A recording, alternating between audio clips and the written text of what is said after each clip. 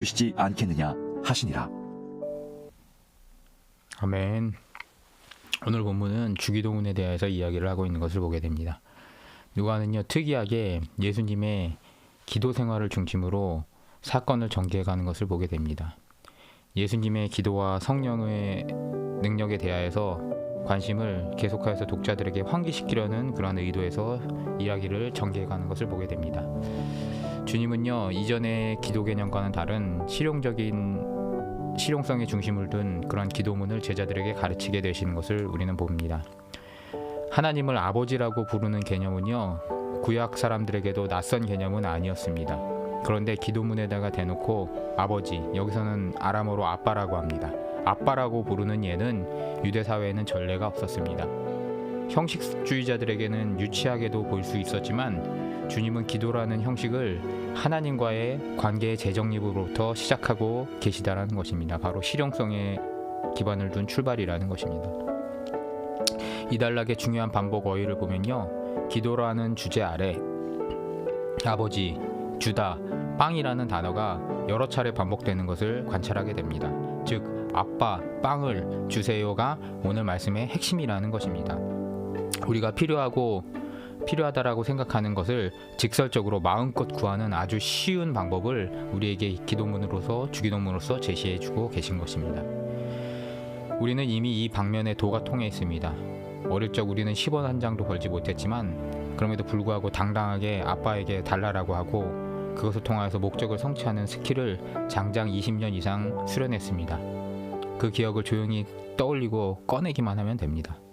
어떤 사람들은 기도가 주술이나 염원의 세뇌 혹은 간절히 바라면 신이 조응한다라는 개념 혹은 마인드 컨트롤 등등의 여러 개념으로 설명하지만 주님이 가르치신 기도는 아버지와 일상적인 대화에서 출발한다라는 것입니다.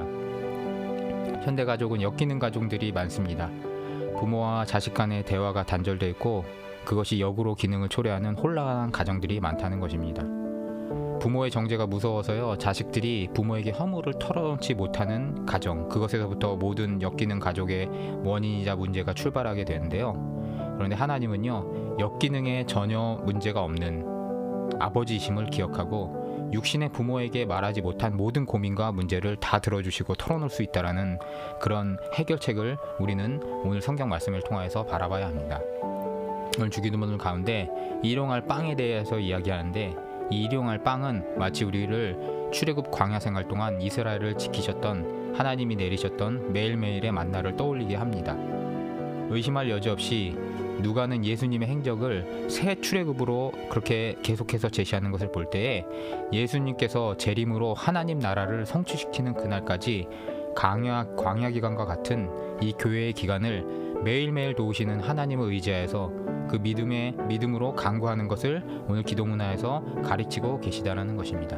그리고 그 하나님의 돌보심에 대한 믿음을 기반으로 넉넉한 마음으로 우리에게 죄 지은 자를 용서하라고 그렇게 구하라고 이야기하고 계십니다. 하나님을 의지함으로 그 의지하는 믿음으로 말미암아 타인에 대한 두려움과 적대감을 풀고 용서와 회개의 삶으로 나감에 대한 간구를 계속하라고 기도 안에서 가르치고 계십니다. 그리고 기도는 간절히 원함입니다.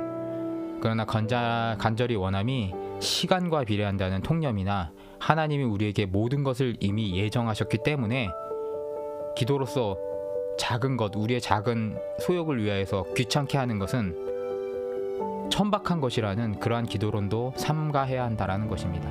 그리고 그 반대 논리에서 무조건 하나님의 뜻과 허락하심에 대한 고려 없이 묵상 없이 기도하는 것도 안 된다라는 것입니다. 무조건 어거지와 낮아빠지는 기도로 일관하면서 마치 하나님을 조정하고 조련할 수 있을 듯한 그러한 기도론도 삼가해야 한다라는 것입니다. 기도는요, 계속해서 이야기드리지만 자녀와 부모의 대화입니다. 부모는 정가를 주지 않지만 정가를 달라는 기도도 안 들어주신다라는 그런 원리를 우리는 주기도문을 통해서 기억해야 합니다. 우리는 기도를 현란하게 하려고 하거나요, 심지어는 알지도 못하는 히브리어, 헬라어 좋은 단어들을 넣어서 알지 못하는 신비적이고 주술적인 그런 것을 기도 안에 부여하려고 노력할 필요가 없습니다. 그것은 바로 중언부언이라고 이야기하고 있어요. 우리에게 기도가 어려운 것은요, 회중 앞에 웃음거리가 되지 않으려고 고도의 노력을 기울이려는 이상한 습관에 있습니다. 주기도문의 관점에서는요, 다 핵심에 벗어나는 이야기입니다. 이런 엄숙주의가 우리 기도 생활의 패턴과 인식을 일그러 놓은 것을 주님께서 다시 정위치시키고 계신다라는 것입니다.